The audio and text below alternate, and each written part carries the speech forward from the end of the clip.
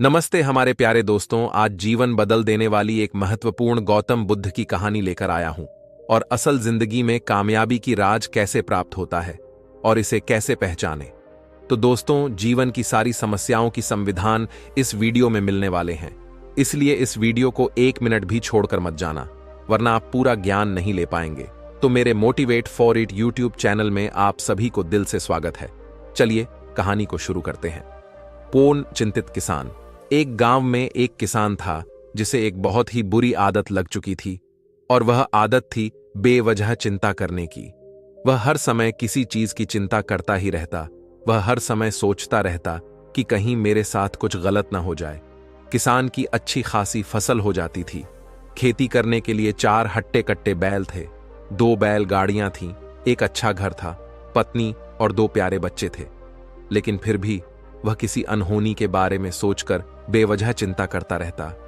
कभी सोचता कि अगर मेरी फसल में कीड़े लग गए तो क्या होगा, अगर आवारा पशुओं ने फसल को बर्बाद कर दिया तो क्या होगा, अगर सूखा पड़ गया तो क्या होगा। वह भविष्य की अन्य बातों के बारे में सोचकर बेवजह चिंता में रहता। लगातार बेमतलब चिंता करने की आदत की वजह से वह किसान और परेशान सा रहने लगा। किसान की पत्नी उसे कहती थी कि यह चिंता में रहना छोड़ दो, सब ठीक है और आगे भी सब ठीक ही होगा। पर किसान को यह सब बातें और भी ज्यादा परेशान करती थीं। एक दिन किसान की पत्नी किसान को लेके बुद्ध के आश्रम में पहुंची। बुद्ध बहुत ही बुद्धिमान और ज्ञानी थे। वह लोगों की समस्याओं का समाधान करने के लिए प्रसिद्ध थे। किसान और उसकी पत्नी ने अपनी सारी समस्या बुद्ध को समझाई। किसान की समस्या को पूरे ध्यान से सुनने के बाद बुद्ध ने कहा, ठीक है, तुम दोनों कल सुबह आना और फिर मैं तुम्हें तुम्हारी समस्या का समाधान बता दूंगा। अगली सुबह जब किसान और उसकी पत्नी बुद्ध के आश्रम में पहुंचे तो वह दोनों देखते कि बुद्ध पलती शांति से ध्यान में बैठे और उनके सामने एक दूध से भरा ग्लास रखा हुआ है। बुद्ध बार बार उस दूध की ग्लास की तरफ देखते और फिर कभी अपना हाथ अपने सर पर रखते तो कभी जमीन पर रखते। वह बहुत ही चिंतित और बेचैन दिखाई पड़ रहे थे। बुद्ध को इस तरह परेशान देख किसान ने उनसे पूछा, महात्मा, क्या बात है, आप इतने परेशान क्यों हैं? बुद्ध ने बहुत ही बेचैनी भरे शब्दों में कहा, मैं इस ग्लास के दूध को लेकर बहुत ही चिंतित हूं। मुझे चिंता हो रही है कि कहीं बिल्ली इस दूध को गिरा ना दे, कहीं ये दूध खराब ना हो जाए या फिर आश्रम का कोई शिष्य इसे पी न ले। मैं इसी बात को लेकर सुबह से बहुत परेशान हूं। बुद्ध के मुंह से ऐसी बातें सुनकर किसान और उसकी पत्नी जोर जोर से हंसने लगे। किसान ने हंसते हुए कहा, न ही यह खराब हुआ है और ना ही अभी इसे किसी ने पिया है, और हो सकता है कि भविष्य में ऐसा हो भी ना। किसान के मुंह से यह बातें सुनकर बुद्ध मुस्कुराए और बोले, मैं भी तो तुम्हें यही समझाने का प्रयास कर रहा हूं कि भविष्य की उन घटनाओं की चिंता करना व्यर्थ है जो अभी हमारे साथ हुई नहीं, और बहुत बड़ी संभावना है कि वह कभी होंगी भी नहीं। और अगर हो भी गई तो जिस चीज को तुम एक बार हासिल कर सकते हो उसे तुम दोबारा भी हासिल कर सकते हो, और अगर नहीं भी कर पाए तो कोई बात नहीं, क्योंकि समस्याओं के आने के साथ ही उन समस्याओं का सामना करने की हिम्मत भी अपने आप ही आ जाती है। किसान को महसूस हुआ कि वह भी तो यही गलती कर रहा है। वह भी तो भविष्य की उन घटनाओं के बारे में सोचकर चिंतित हो रहा है जो अभी तक घटी नहीं और शायद कभी घटे भी नहीं। वह कुछ देर तक वह सुन्न रह गया और फिर बुद्ध के चरणों में गिर पड़ा और कहने लगा, इतनी आसान भाषा में मुझे मेरी गलती का एहसास करवाने के लिए आपका बहुत बहुत धन्यवाद, और मैं आज से पूरा प्रयास करूंगा जीवन की किसी भी समस्या का डट कर सामना कर सकूं, और जो दुख मुझे है ही नहीं या जो समस्या अभी मेरी है ही नहीं उसके बारे में सोचना बंद कर दूं। यह कहकर दोनों पति पत्नी वहां से चले गए। कहानी से सीख, भविष्य की अनहोनी घटनाओं की चिंता करना समय को व्यर्थ करने जैसा है। वर्तमान में चल रही समस्याओं का समाधान हमें ढूंढना चाहिए एवं वर्तमान में चल रहे जीवन को बेहतर बनाने की ओर सोचना चाहिए। जो घटना हुई नहीं है उसके बारे में सोचने से मात्र मानसिक तनाव बढ़ता है एवं वर्तमान का जीवन भी दुखी हो जाता है। इसलिए सदा सकारात्मक रहें और अच्छे विचारों की ओर प्रस्थान करें। 2. कामयाबी का राज। बहुत समय पहले की बात है। एक बौद्ध भिक्षु जंगल के पास अपनी कुटिया बनाकर रहता था। वह बौद्ध भिक्षु बहुत बुद्धिमान व्यक्ति था।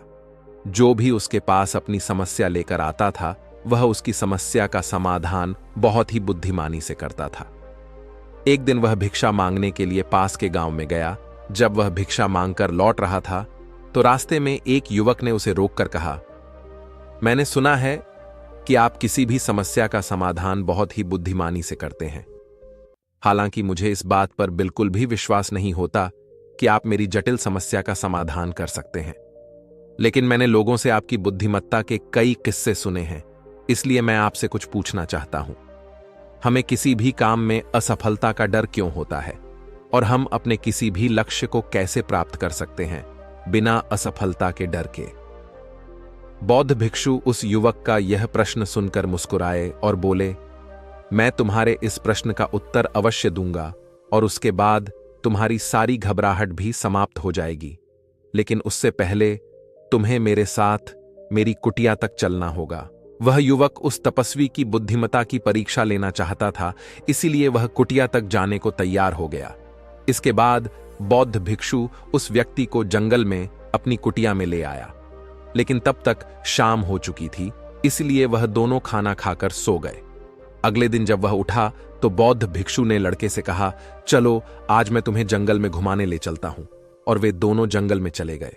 कुछ देर बाद बौद्ध भिक्षु ने उस लड़के को एक गुफा दिखाई और कहा, चलो मैं तुम्हें उस गुफा के चारों ओर घुमाता हूं। लड़के ने कहा, हां चलो, मुझे भी बहुत दिनों से जंगल की गुफा देखने की इच्छा थी। उसके बाद वे दोनों गुफा के अंदर चले गए। गुफा के अंदर अंधेरा था, लेकिन थोड़ी देर बाद बौद्ध भिक्षु चुपके से गुफा से बाहर निकल आए और उस गुफा का दरवाजा बाहर से बंद कर दिया गया, एक बड़े पत्थर से। उस लड़के ने गुफा के अंदर से बहुत शोर मचाया, साधु तुम कहां हो? तुम कहां चले गए? तुम मुझे जवाब क्यों नहीं दे रहे हो? लेकिन बहुत देर तक कोई उत्तर न मिलने पर वह घबरा गया और गुफा के द्वार की ओर भागा। जैसे ही वह गुफा के द्वार पर पहुंचा, वह हैरान रह गया। यह क्या है? यहां तो किसी ने गुफा का दरवाजा बाहर से बंद कर दिया है। अब मैं बाहर कैसे निकलूं? अब वह उस अंधेरी गुफा में बिल्कुल अकेला था, बहुत डरा हुआ और परेशान। वह सोचने लगा कि कहीं साधु ने उसे मारने की योजना तो नहीं बनाई है। अब वह गुफा में इधर उधर घूमने लगा और बाहर निकलने का रास्ता तलाशने लगा। वह बहुत देर तक गुफा में इधर उधर घूमता रहा, लेकिन उसे बाहर निकलने का कोई रास्ता नहीं मिला। अब उसे बहुत प्यास और भूख लग रही थी, इसलिए वह चुपचाप एक जगह बैठ गया। तभी उसे एक सुरंग से सूरज की रोशनी आती हुई दिखाई दी, लेकिन उस सुरंग तक पहुंचना बहुत कठिन था जहां से रोशनी आ रही थी, क्योंकि चारों तरफ सिर्फ अंधेरा था। वो सुरंग भी बहुत ऊंचाई पर थी, लेकिन फिर भी वो तुरंत उठ गया और अपनी सारी भूख प्यास भूलकर उसने अपना सारा ध्यान उस गुफा से बाहर निकलने पर केंद्रित कर दिया। काफी मेहनत और प्रयास के बाद वो सूरज की रोशनी वाली सुरंग में पहुंच गया और कुछ देर तक उस सुरंग में ऊपर चढ़ता रहा। तभी अचानक उसने देखा कि वो साधु अपना हाथ आगे बढ़ा रहा है। वो लड़का जल्दी से उस साधु का हाथ थामे बाहर आ गया और जैसे ही वो बाहर आया, उस साधु पर गुस्से से चिल्लाया, साधु क्या तुम पागल हो कि मुझे इस अंधेरी गुफा में अकेला छोड़कर बाहर आ गए? क्या तुम जानते हो मैं कितना डरा हुआ था, मुझे कितनी प्यास लगी है? उस साधु ने मुस्कुराते हुए उसे पानी पिलाया और कहा, अब मेरी बातें ध्यान से सुनो। तुम गुफा से बाहर सिर्फ 2 वजहों से निकले हो। पहली वजह, क्योंकि तुम्हारे साथ लोग नहीं थे जो यह कह सकें कि तुम इस अंधेरे में इतनी ऊंचाई पर सुरंग तक कैसे पहुंच पाओगे, यह नामुमकिन है। और दूसरी वजह यह कि वहां लोग भी नहीं थे जो कहें, चलो कोई और रास्ता ढूंढते हैं, इससे भी आसान रास्ता मिल जाएगा और हम इस गुफा से बहुत आसानी से बाहर निकल जाएंगे। सफलता पाने का यही नियम है। मैंने आपको दिखाया है कि कैसे सफलता प्राप्त की जा सकती है एक छोटी सी दुनिया बनाकर, लेकिन असल दुनिया उससे कहीं ज्यादा जटिल है। वहां हमें सलाह देने वाले बहुत से बेकार लोग मिल जाते हैं जो खुद कुछ नहीं कर पाते, लेकिन हमें ज्ञान जरूर देते कि ये मत करो, ये बहुत मुश्किल है, तुम ये नहीं कर पाओगे। तो बेहतर है तुम वो काम करो, तुम्हें उसमें सफलता जरूर मिलेगी। और बस ऐसे ही हमारा दिमाग भटक जाता है और हम खुद पर शक करने लगते हैं। सफलता न मिलने का एक बड़ा कारण यह है कि सफलता पाने की प्रक्रिया बहुत लंबी है और हमारा दिमाग हर घंटे बदलता रहता है। तो फिर सालों महीनों लक्ष्य पाने की कोशिश करने के बाद भी हमारा दिमाग क्यों नहीं बदलता? हमारा दिमाग बदल जाता है और हम वो रास्ता छोड़ देते हैं और दूसरे रास्ते अपनाने लगते हैं। यह कहकर बौद्ध भिक्षु चुप हो गए। उस युवक ने कहा कि साधु, तुमने आज मेरी आंखें खोल दी। मैं तुम्हारी हर बात में बुद्धिमत्ता देखता हूं। तुम वाकई बहुत बुद्धिमान हो, इसलिए हर कोई तुम्हारी बुद्धिमत्ता का सम्मान करता है। मैं तुमसे वादा करता हूं कि आज के बाद असफलता का डर मेरे दिमाग में कभी नहीं आएगा। मैं सिर्फ अपने काम पर ध्यान दूंगा और जल्द ही मैं खुद को एक सफल व्यक्ति के रूप में देखूंगा। यह कहकर लड़के ने बौद्ध भिक्षु को धन्यवाद दिया और अपने गांव वापस चला गया।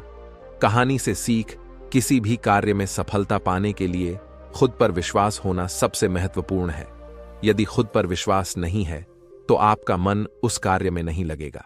इसलिए मन को सदा सकारात्मक रखें एवं अपनी मेहनत पर भरोसा रखें और कामयाबी की राह पर चलते रहें। परेशानियां, मुसीबत आएंगी, यह सच है, परंतु यदि आपने उनके चलते अपनी कामयाबी की राह को बीच में ही छोड़ दिया तो आपको कभी भी कामयाबी नहीं मिलेगी और आपको आगे समय में इस गलती का एहसास होगा, पर तब तक बहुत देर हो चुकी होगी। 3. चोरी की कला। एक बार गौतम बुद्ध के शिष्य उनसे पूछते हैं कि भगवान, किसी कठिन परिस्थिति में खुद को कामयाब कैसे बनाया जाए? तो वह कहते हैं कि अगर मैं तुम्हें प्रवचन दूंगा तो तुम्हें समझ में नहीं आएंगे, इसलिए मैं तुम्हें एक कहानी सुनाता हूं। गौतम बुद्ध कहानी सुनाना प्रारंभ करते हैं और कहते हैं, एक बहुत बड़ा चोर था। उसने अपनी पूरी जिंदगी चोरियां ही की थी, लेकिन वह कभी भी पकड़ा नहीं गया। सारी दुनिया जानती थी कि वह चोर है। उसके चोर होने की खबर सम्राट तक को थी। सम्राट ने तो उसे एक बार दरबार में बुलाकर सम्मानित भी किया था कि तू अद्भुत आदमी है, दुनिया जानती है, हम भी जानते हैं कि तू चोर है। तूने कभी अपनी असलियत छुपाई भी नहीं और चोरी करते हुए तू कभी पकड़ में आया नहीं। तेरी कला अद्भुत है। वर्षों बीत जाने के बाद जब वह चोर बूढ़ा हो गया तो उसके बेटे ने कहा, अब मुझे भी अपनी कला सिखा दो। मौत का क्या भरोसा, वह कभी भी आ सकती है। तो बूढ़े बाप ने कहा, ठीक है, अगर तू यह कला सीखना चाहता है तो मैं तुझे सिखा दूंगा, बस तू कल रात मेरे साथ चल। वह बूढ़ा चोर अपने साथ अगले दिन लड़के को लेकर गया। उसने एक घर की कुंडी खोली। लड़का खड़ा खड़ा सब देख रहा था।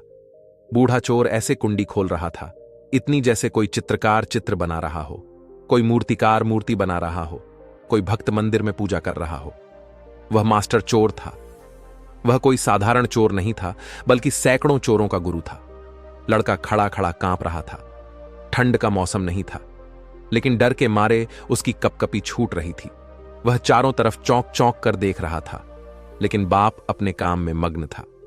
उसने जब कुंडी को आराम से तोड़ दिया तब वह अपने बेटे को लेकर अंदर गया। बेटे के तो हाथ पैर कांप रहे थे, सांस फूल रही थी। ऐसी घबराहट उसे आज से पहले कभी नहीं हुई थी। लेकिन बाप तो ऐसे चल रहा था जैसे यह उसका अपना घर हो।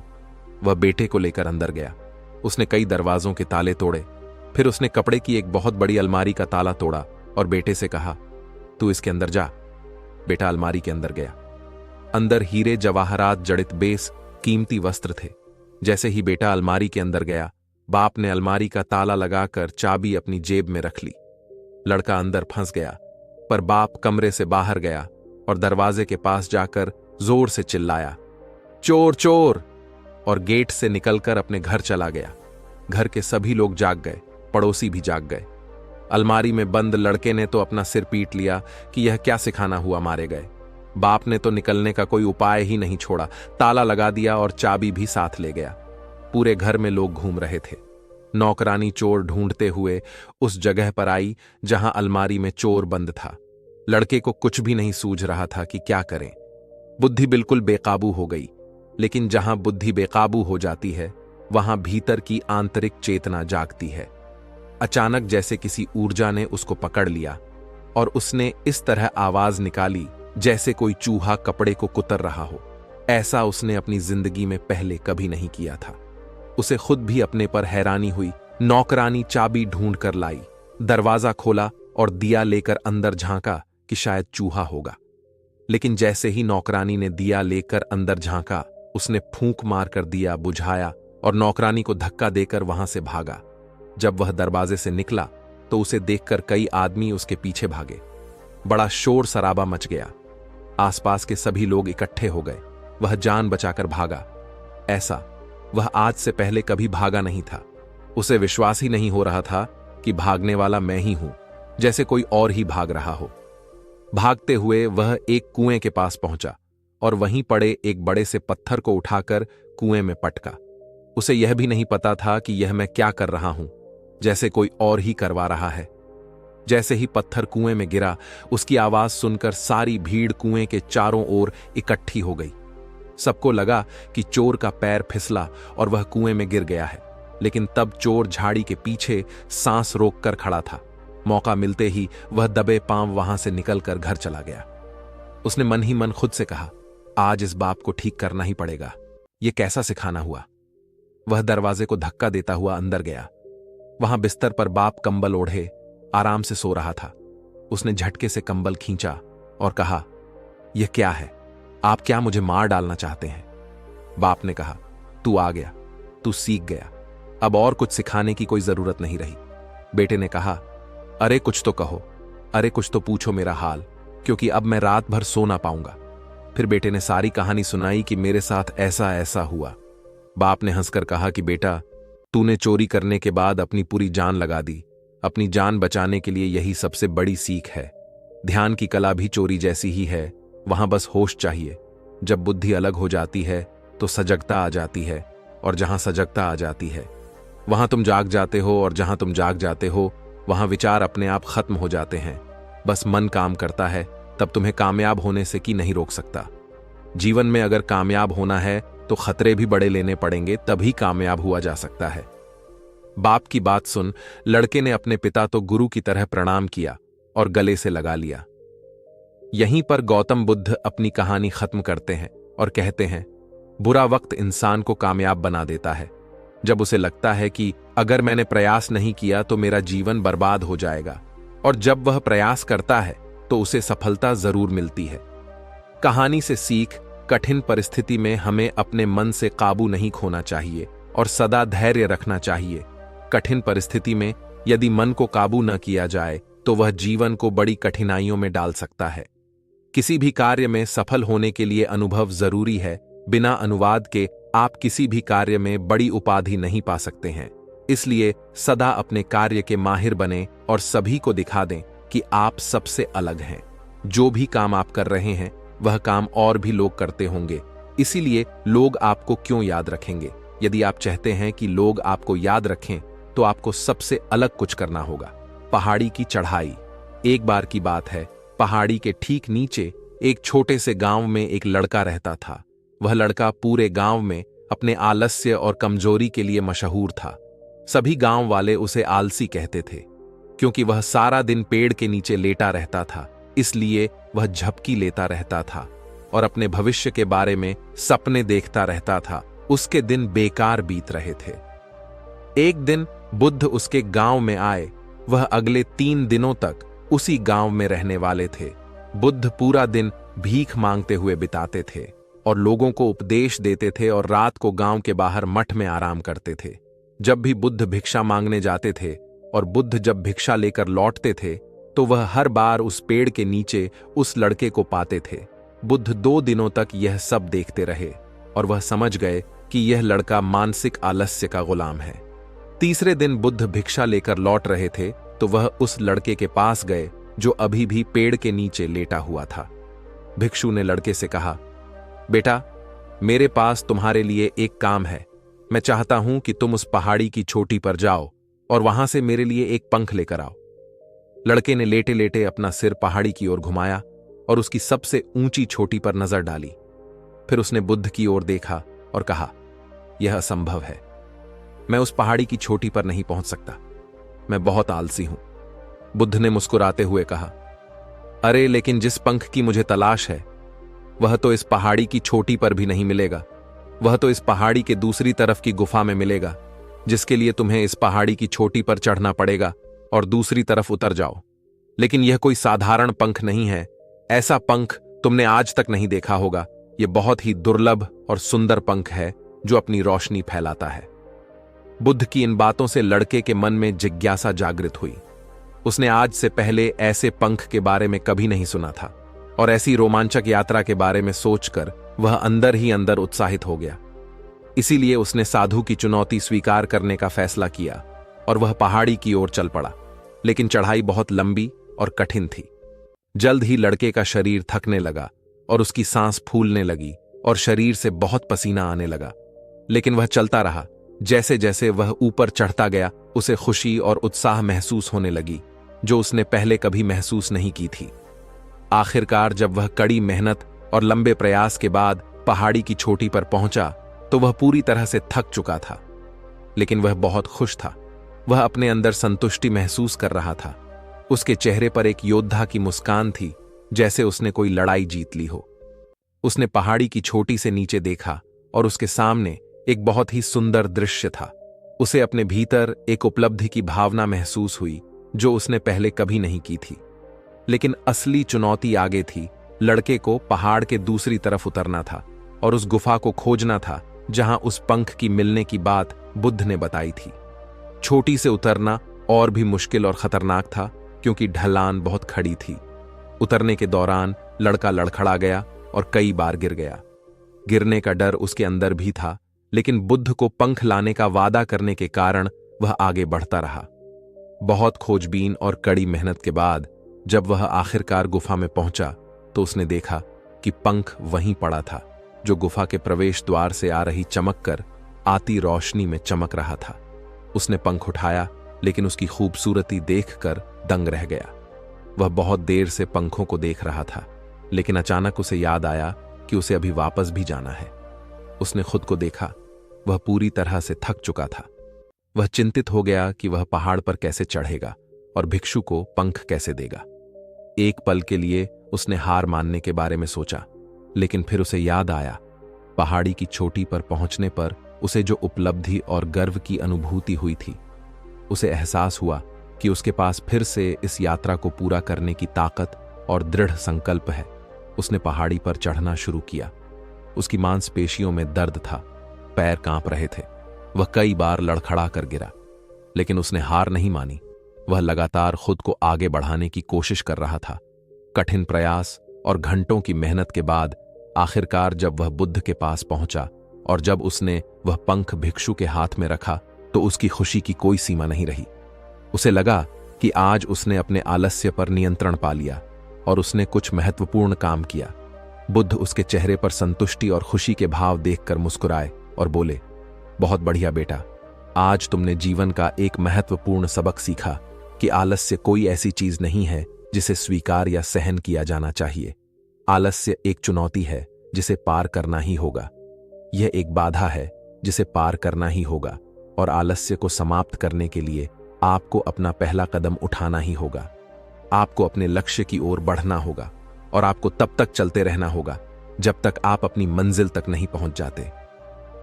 बुद्ध के शब्दों की गहराई और उसके महत्व को समझते हुए उसने अपना सिर हां में हिलाया। आज उसे एहसास हुआ कि वह पहले से कहीं ज्यादा बड़े और महान काम करने में सक्षम है, लेकिन उसका आलस्य उसे पीछे खींच रहा था। अब उसे पता था कि उसके पास अपनी राह में आने वाली किसी भी बाधा और संकट को पार करने की शक्ति और संकल्प है। इसके बाद बुद्ध ने उस लड़के को आशीर्वाद दिया और फिर उस गांव को छोड़ दिया। कहानी से सीख, जब हम अपने लक्ष्यों को प्राप्त करने के लिए खुद को प्रेरित करते हैं, तब हम अपने भीतर एक ऐसी ताकत और दृढ़ संकल्प पाते हैं जिसे हम पहले कभी नहीं जानते थे। हमें आलस्य पर काबू पाने के लिए खुद को चुनौती देनी चाहिए और बड़े और अधिक महत्वाकांक्षी लक्ष्य निर्धारित करने चाहिए, चाहे लक्ष्य कितना भी कठिन क्यों ना हो। हमें लगातार खुद को अपनी शारीरिक और मानसिक सीमाओं से परे धकेलते रहना चाहिए। हमें असफलता और बाधाओं के बावजूद भी अंदर से मजबूत बने रहना चाहिए। अपने नियम बनाने चाहिए और उनका पालन करना चाहिए। दैनिक आदतों में अनुशासन और दिनचर्या में निरंतरता भी विकसित करनी चाहिए। तो दोस्तों, आशा करते हैं इस वीडियो से आपको बहुत कुछ नया सीखने को मिला होगा और अपनी जिंदगी एक सफल की ओर आगे तेजी से बढ़ाएंगे। और अपने मित्रों के साथ शेयर जरूर कीजिए ताकि उनको भी पता चले कि जीवन की मूल्य, और हमारे YouTube चैनल को सब्सक्राइब करें। ताकि आपको सबसे पहले ऐसे मोटिवेशनल वीडियो आप तक पहुंचाया जाए। धन्यवाद।